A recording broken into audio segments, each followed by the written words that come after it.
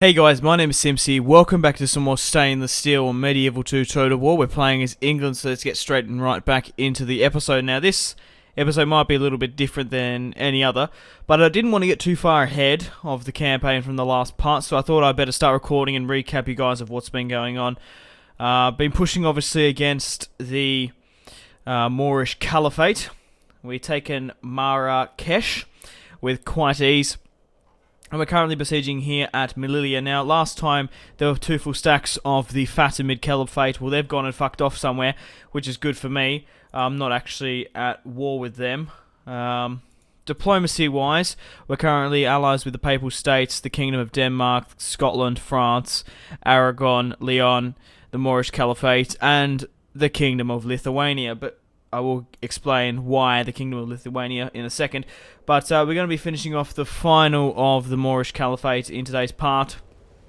Easy battle. We're not going to play it. We're going to simply auto-resolve it and finish them off as well. So I wanted to show myself, showing you guys, defeating the Moorish Caliphate. We currently have King Archibald here.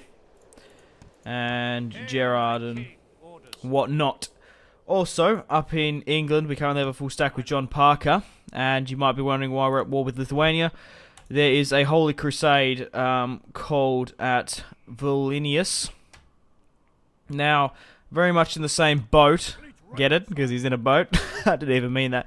Very much the same boat as when Frankfurt was, a crusade was called. I simply sent my Duke just to remain happy with the Pope. I don't want to be excommunicated or anything. Whether or not I do take Vilnius, we've got an alright force. I didn't give him the best, but Duke Roger will go over there and give his best bet. Frankfurt is actually occupied now by the Hungarians. So, also interesting enough, we have a mission from the Pope. 8 turns remaining, break an alliance, which I haven't actually seen at all in this campaign, nor in the Holy Roman Empire from what I can remember, but this is from the Pope himself. In certain times like this, it is important to know who your true allies are. The Pope demands you break your alliance with the profound and... But regardless, they want me to break my alliance with the Kingdom of Aragon. Your reputation with the Pope will not be as high. Now, I don't particularly want to do that, seeing my reputation here is dubious. I'm bordering on very untrustworthy. And we do have reasonable relations, admirable, with a fair few other factions. So I'm not sort of inclined to do that, seeing's, well, I think the war's over between the Kingdom of Leon and the Kingdom of Portugal. Yeah. There was a short war, but obviously I occupy the southern half of Iberia. We'll give out the lordships later on as well. Speaking of lordships, let's have a look at the family tree. Now, I have some fantastic news for you guys. We finally have a child. We're bordering on a succession crisis if we don't popping out some children. But Duke Roger, who is married to Maria, has finally had a son. His name is Thomas de Mowbray. Mowbray. I change the pronunciation of that every 5 seconds. But we'll go with Mowbray. So we finally have an heir, which is absolutely fantastic. Andrew Durnley hasn't had a child yet. King Archibald's wife's died. Lawrence is... well, his son-in-law's died, so his line will die off. Obviously, Stefan died in battle. Stefan II. Ellis and Perkin need to be married off. Parker has 3 sons. Simon's son, his firstborn, died in battle. His son-in-law died as well. Bridget's 24. We could still marry her off. And Simon has 4 sons. Sorry. What 4? 2 sons, 1 son-in-law. They still need to be married off. And Dorothy's 41. But at least Thomas will be heir to the throne at some point. So, what I'm going to do is, we're going to be pushing on there. Now, we'll go and take the Moors out now. 5-1. 47, faction leader. Caliphate Hajib. Just trying to see if removing those 55 reinforcements would help. No, it actually removed more of mine. So, we'll auto-resolve. Clear victory. King Archibald deployed 1,596 and lost 75 on the field. The Moorish lost 376 and 333. The rest, obviously, will be executed. And because we defeated the faction, they will be dead anyway. So the Moorish Caliphate is dead. And the Moorish Caliphate has been destroyed. But it's really cool how we occupy most of the Sahara here as well, which is fantastic. But we've finished the Moors off completely. So now, we'll quickly just throw back the rebels. Easily enough. And now, we can focus on going for our victory conditions. So now we hopefully have a big enough economy to do the surrounding tactic against the French. So there might not be a battle in today's part. This is what my plan is. I'm planning on now, because I really wanted to show myself defeating the Moorish Caliphate. So at the moment we currently control 21 regions. We need 25 to win. We also need to take Jerusalem and eliminate the Kingdom of Scotland and the Kingdom of France. Now, I'm planning on a surrounding tactic on all the French settlements and obviously Scotland and Jerusalem. Now, this is going to take a considerable amount of time, a lot of micromanaging, and there won't be 2 battles. It will take me a while to do this. So I'm planning on skipping all of it, so it'll be like a split second for you guys. And I think I'm going to do that now. I'm going to start it because it does take a lot of micromanaging. I feel like I nearly have a big enough economy, but all I'm going to be doing is putting money back into it and preparing.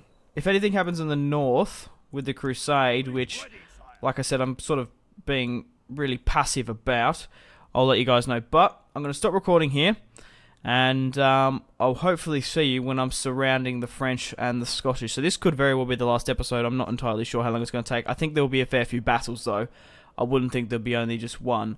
But I'm going to cut it here, and I'll see you guys in a minute. Alrighty, guys. Welcome back. So, I have now skipped a significant amount of turns ahead.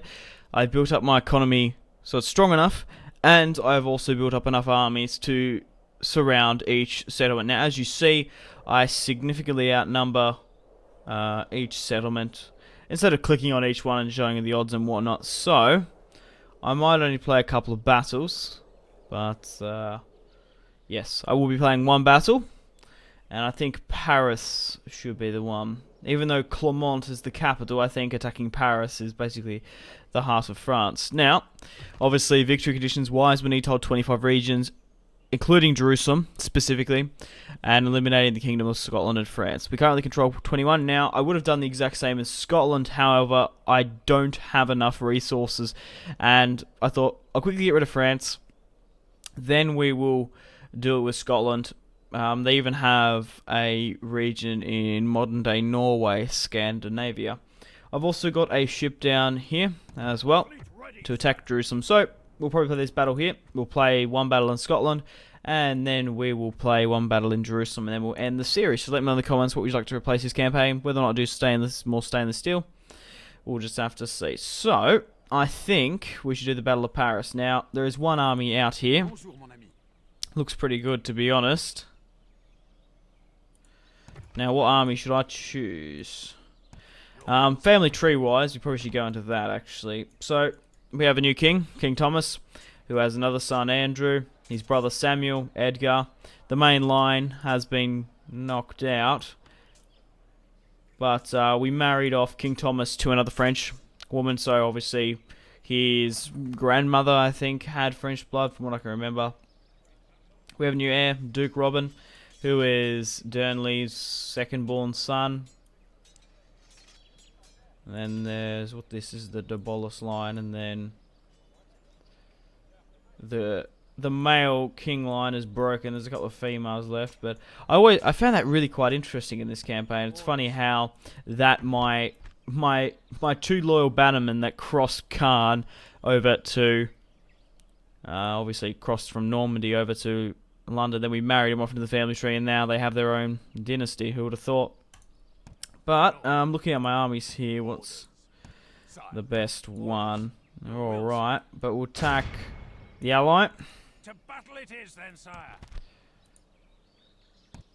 Okay, if we go with a night attack, it's actually 2-1. It's quite even with our reinforcements. But they do have a better army than me. We do have a lot of spear militia and just spearmen. We've got some archers and longbowmen. But mind you, they've only got spear militia. And the heavy army units such as the spearmen sergeants and the mailed knights are quite weakened. Arthur de Blanquefort has the King's Eye. Well, we're about to purge those fucking eyes. So, let's get into the battle. So guys, if you are enjoying this stainless steel Medieval 2 campaign playing as England, please leave a like and subscribe if you haven't already to keep up to date with this campaign. And it's a great way to show your appreciation and let me know if you guys are enjoying the series. So, we'll quickly start the deployment. We'll get straight and into it.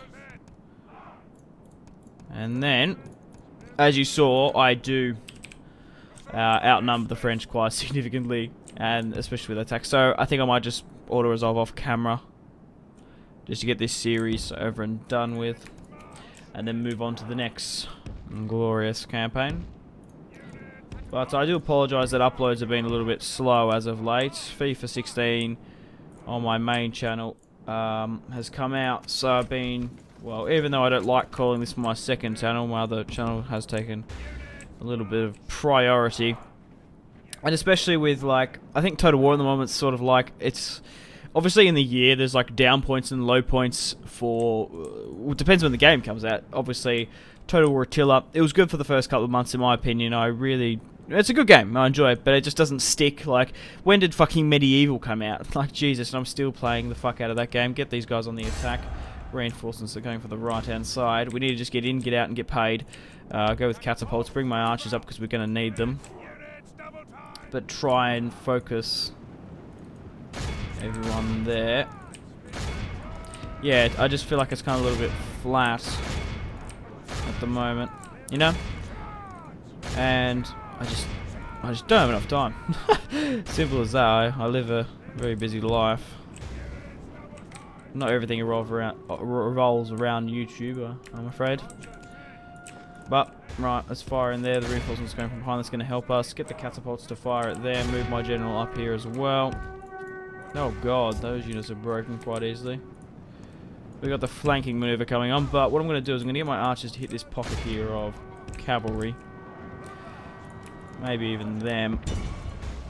Oh god, are my units routing that badly? Holy fuck. They are just spear militia. You can't give them much credit. Shit, we might actually lose this battle. We don't have the best units. I didn't think they'd be that fucking atrocious. They're broken through there. We need my reinforcements in now.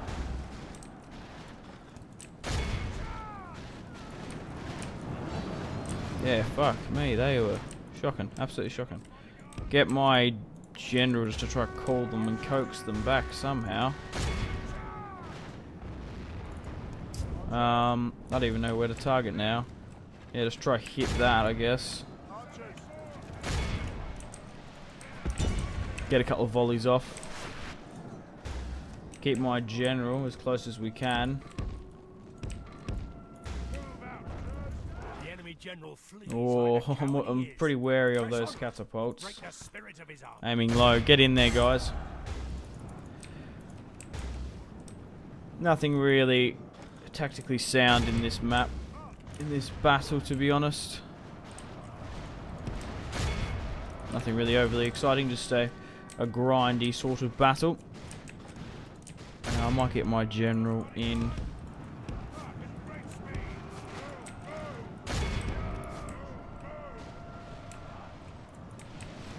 I don't know if I mentioned, I have a catapult in every single force, so we'll be able to attack in one shot. I might, at the end of this battle, do that. So we're surrounding them from behind now. Alright, just hold. Actually, just pause it real quickly. I'm going to reform my archers, even though it's got our catapults taken out. I don't particularly care. It's not going to bother me. Losing one lot of catapults is going to be fine. Alright. Most of my other men have routed. I don't blame them. We've lost 28% of their 42, so we're still ahead. But my reinforcements, we did outnumber them quite significantly, so now with my reinforcements coming in, we should be able to get rid of these urban spearmen. But yeah, this campaign is slowly coming to an end. Let me know in the comments what you'd like to replace this. Haven't really decided. Unit routes. We've also got these units coming in. Need to get them in here. Can't afford to lose a general. That could be like the deciding factor. What do we got here? They're shaken. There's their general's bodyguard. They've also got some feudal knights just there. Get my archers to focus on them if you can. I want my general's bodyguard. Oh, okay, they're broken. Good. I want to hit them from behind. They're actually after me there. That's not good. I don't want to lose this general. Oh, that was scary.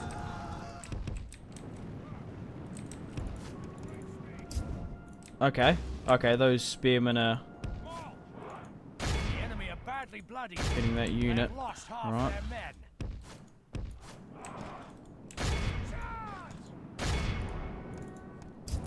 Well, I think, even though we lost 42% of their 77, the French were unsuspecting, and if we win this battle here today, it looks like this tactic has worked out quite well, and it really does, betraying your allies like that. I do feel bad, I do feel bad. But at the end of the day, if they were in the same situation, they would do it. It's a shame the AI is not intelligent enough to do it. I would hate that though. Obviously, I have the ability to break my alliances.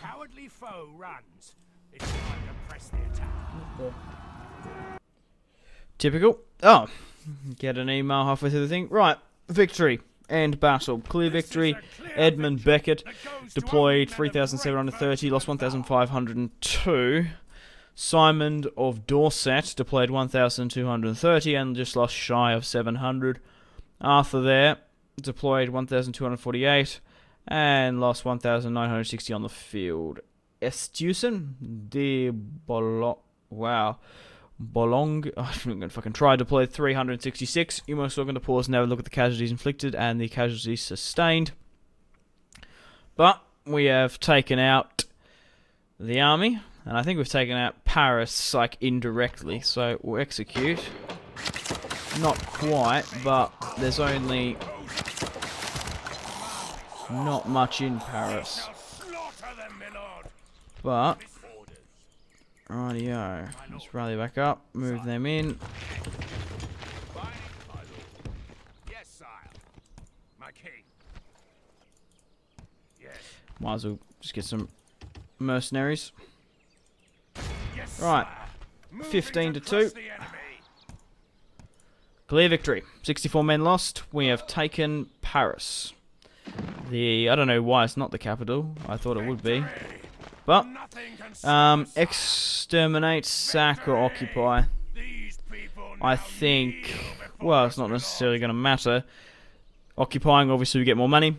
However, exterminating will make us keep the populace in check and give us a little bit less money, but money won't be a problem once we sack every settlement in France. So I'm going to exterminate the populace, even if every faction hates me. It doesn't bother me because we won't be playing this campaign for, I don't know, only a couple more turns. But as I said, obviously we've got the Crusader army here, but as you see, every army has a unit of catapulti, catapults, which is fantastic. So I'm going to end the part here. I'm going to go through and auto-resolve all the rest of the battles, because as you see here, we're clearly going to win. That's the thing. We've deceived France. We've played the battle. We'll focus on Scotland next. And once we're done with that, we'll finish off Jerusalem, and then we've hit our victory conditions. But I'm going to end the video here. Thank you very much for watching if you've watched all the way through. Really do appreciate it. Like and subscribe if you haven't already. Follow me on Facebook, Twitter, and Instagram. All the links in the description below if you want to stay connected with me. And after you've watched this video, have a fantastic rest of your day. We're going to pan off the episode looking at our provinces in southern Iberia and northern Africa.